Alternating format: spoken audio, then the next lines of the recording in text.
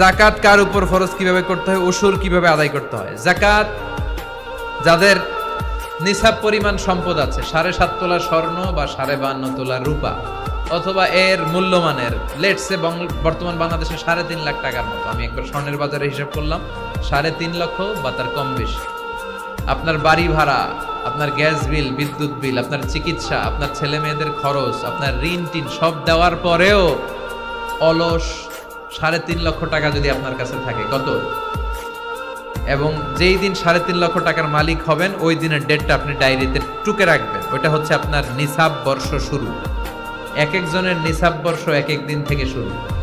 এজন্য যেদিনই 3,50,000 টাকার মালিক হবেন এক্সট্রা লিখে রাখবেন যে আমি আজকে কয় তারিখ, 6 মার্চ, আমি 6 মার্চ 3,50,000 টাকার মালিক হয়েছি, ডায়েরিতে লিখে রাখছেন। লিখে এবার গুনতে থাকবেন যে 1 বছর পর্যন্ত এই পরিমাণ টাকা থাকে কিনা। এই পরিমাণ বা এর চেয়ে বেশি যদি থাকে তাহলে বছর আনতে 365 না, এর চেয়ে 10 দিন কম করে 354 দিনে।